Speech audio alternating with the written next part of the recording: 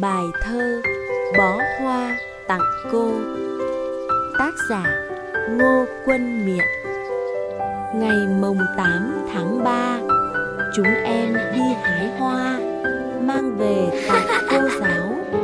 Bó hoa của em đây, vàng tươi hoa cúc áo, hồng hồng hoa cối xay, đỏ rực nụ rong riềng, tím tím hoa bìm bìm.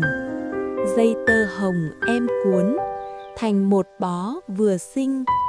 Sao em hồi hộp thế, chẳng nói được câu nào. Lời cô thân thiết sao, vòng tay cô dịu quá.